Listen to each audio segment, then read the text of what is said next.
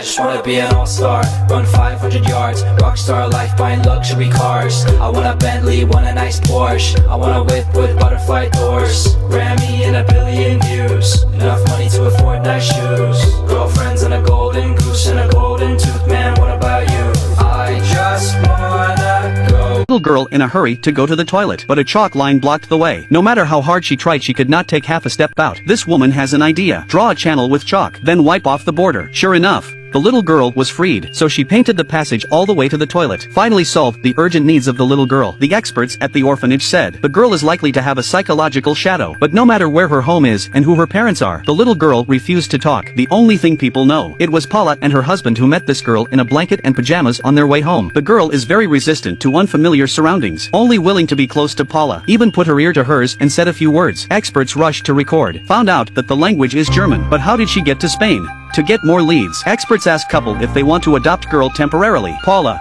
who had never had children, immediately agreed and named the girl Clara. This story soon became a big news sensation in the town. People have praised Paula's family for their love. Only the neighbor, Bob, has a different opinion. He thinks the girl is clearly traumatized. All the more reason to send to the big city for professional help. The next day, Paula's best friend brought her daughter to play with Clara, but she pushed her away. Paula was a little embarrassed to take out snacks to serve the guests. A woman just took 2 bites, just coughing glass crumbs out of her mouth. Paula's husband inspected the jam jar carefully after work, found that there are several small pieces of broken glass inside. Another broken glass was found in the trash can. All signs point to this being Clara's doing. Husband suggests sending Clara back to an orphanage, but Paula felt that the conclusion was too arbitrary. She tries to find out from Clara. Suddenly there is a strange noise from the utility room. Run over to see. The key to her house was found in the washing machine. Paula thought something was fishy when she returns to her room, only to find that Clara was gone. The girl disappeared into thin air at home. Paula went through all the corners but couldn't find. Then she shouted around outside the house. But where is the girl's figure? She immediately went home and prepared to call the police, only to find Clara strangely appearing in the living room again. But she simply cannot cross the chalk circle by herself. Could it be that this seemingly harmless little girl been acting to deceive everyone?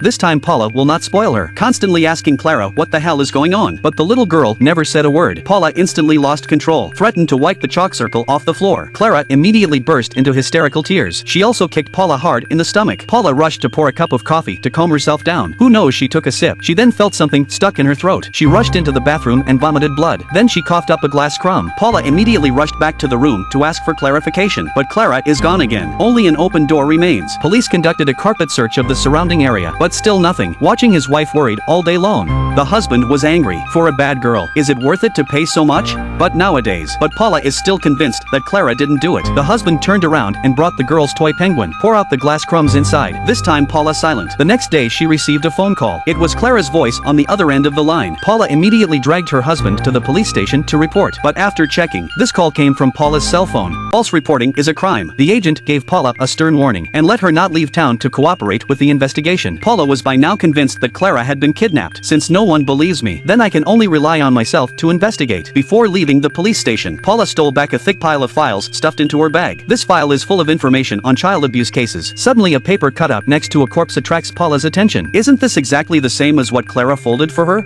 After some searching, the Swiss girl named Ingrid disappeared years ago while visiting Spain. Found dead last year in a nearby dense forest. By time projection, could Ingrid be Clara's mother? So that Clara can speak German correctly. Paula came to the girl's room, want to resort the clues again. She noticed one of Clara's paintings. Think of what experts have said. Children who have been traumatized from childhood like this may communicate through other forms instead of language. Paula examines the painting carefully. Sudden inspiration. She crouched down to imitate the child's perspective. After turning the painting upside down, isn't this the window of the house? Looking out just in time to find neighbor Bob sneaking around, Paula could not help but shiver with fear. Could it be him? On impulse, she went straight to the door and knocked. Bob is home alone. He asks Paula what's up. Paula pretended to borrow soy sauce. After detaching the man, she hurriedly looked around but did not find any abnormalities. But suddenly there was no movement in the house from Bob. Paula realizes something is wrong. Wanted to leave, but the door was already locked. She turned around to find another exit. Instead, she was pinned directly to the wall by Bob. It was really him who did all this.